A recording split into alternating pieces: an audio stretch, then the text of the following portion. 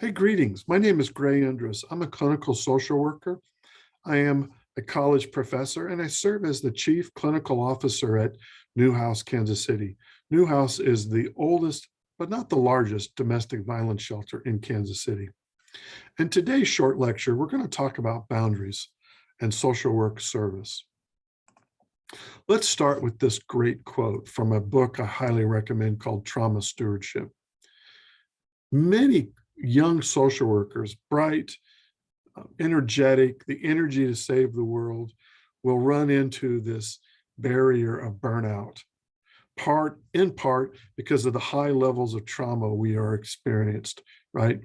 Any given day, I could see a series of clients in private practice who had ACEs scores of 8, 9, 10, just constant bombarding of trauma. For many of us committed to the repair of the world, it can be a desperate struggle to find a balance between ourselves and work. When to turn off work, when to turn on work, how to have those good boundaries. On one hand, it can be tempting to harden ourselves. When I have met social workers or mental health techs or advocates that have hardened themselves, I can see it. It's really easy to see. They lack empathy while dealing with situations, while dealing with clients. On the other hand, we can get buried so deeply in the brutality around us, we forget to take care of ourselves. This is so common. We know that trauma has such a huge impact on individuals, the way we think, the way we feel, the way we believe. If that's true, right, then at the same point, trauma would have the same impact on agencies, since agencies are a collection of individuals. So I would give you this challenge, right? Why would it be okay or not okay to ask a client to take care of themselves if we are not taking care of ourselves? The parallel process. I love this table by Dr. Sandra Bloom. It is, in essence, it is the transference and countertransference at the macro level. I love this. If staff feel unsafe, clients may feel unsafe, organizations would be unsafe. If organizations are punitive and stuck, staff might feel helpless, clients might feel helpless. If clients feel overwhelmed, confused, or depressed, then staff will feel confused, demoralized, and an agency would be directionless. Did you know we are only a benefit to those we serve if we're able to have some true balance in our lives? Many years ago, I read an article from Switzerland that said clients want to believe that their mental health care providers, their advocates, their case managers, their therapists are healthy, that the people that help them take care of their lives are taking care of their lives. They want to believe that about us. So subsequently, we have to have intentional care. We have to have our own level of awareness of the burnout we may be experiencing, connection, action, so that we can live happy and healthy lives. So here are some boundary considerations. When doing therapy about boundaries with clients, I've often shared with a client, there are two kinds of boundaries, those you can see with your eyes and those that you cannot. The door to a bathroom is a boundary you can see with your eyes. Somebody's backpack, someone's purse, that's a boundary that you can see with their eyes. That someone's door to their office, someone's chair behind their desk are boundaries we can see with our eyes. But then there are boundaries we can't see, and these are like soft boundaries. When to reply to an email, when to reply to a text. If I'm not working on a Saturday evening and I get a text from work, am I obligated to respond to that? Or can I have a boundary and respond to it later? Or can I reach out to someone who's covering for me and ask them to address it? When to turn on boundaries, when to turn them off. I will share with you, as a clinician and a social worker for over 30 years, it's something that I have to practice for myself. And there are times I do really well and times that I do not so well.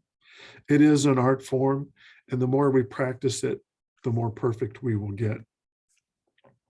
Boundaries are also at a micro level, a meso level, and a macro level. At the micro level, I'm not a best friend with my client. I don't befriend my clients on my social media platforms. On my Facebook, there are no clients. My Facebook are a lot of men that like to play board games like me and friends of my family. Boundaries at the meso level. At work, I love my coworkers, don't get me wrong, but they're not my best friends. And because I serve in a clinical director role, I have to have the ability to hold people accountable. So there has to be boundaries in place at the meso level. At the macro level, there are always boundaries. I have a license as a social worker. I'm bound to the sanctions of that license in the state of Kansas and the state of Missouri. Our agency follows the guidelines of Missouri Coalition for Domestic Violence. Those responsibilities and accountabilities are boundaries for us at the macro level. So here's a few references to the Code of Ethics.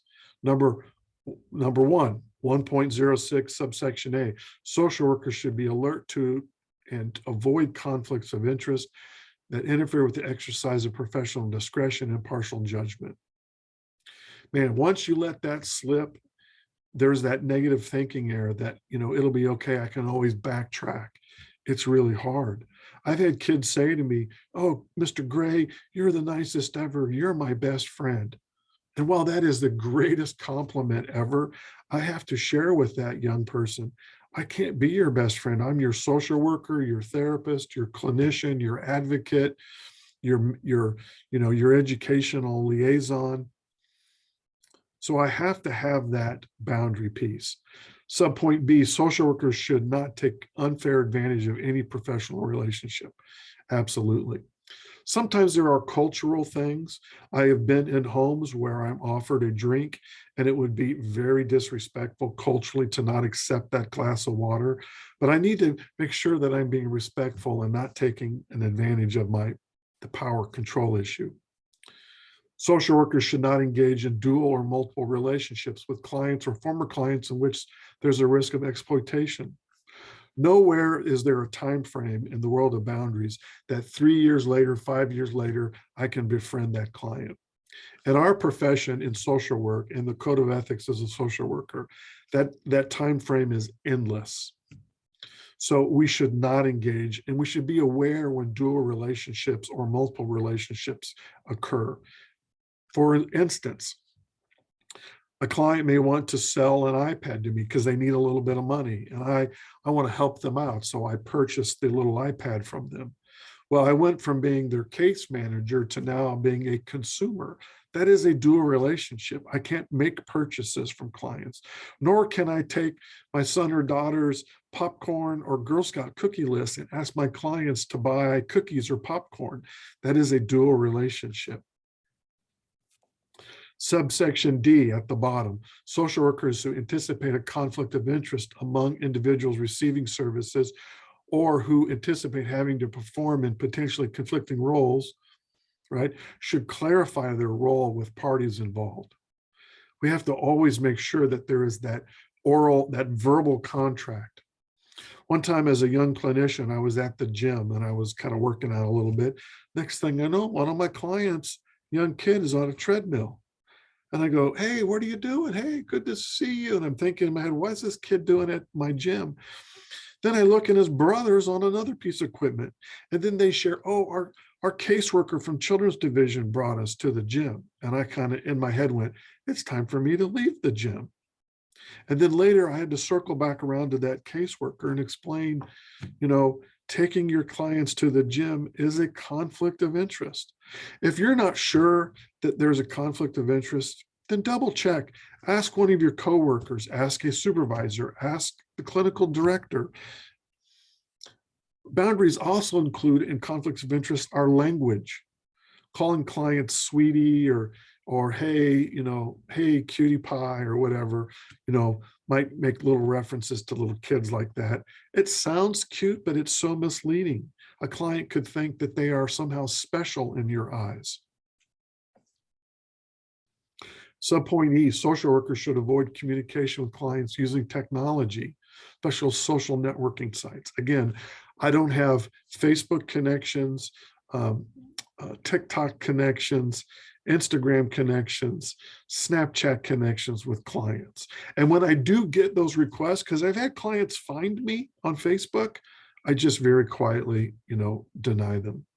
I might talk to them in person, say, hey, I'm sorry. I really appreciate that. That's so thoughtful that you would ask me to be a Facebook friend, but I need to limit that.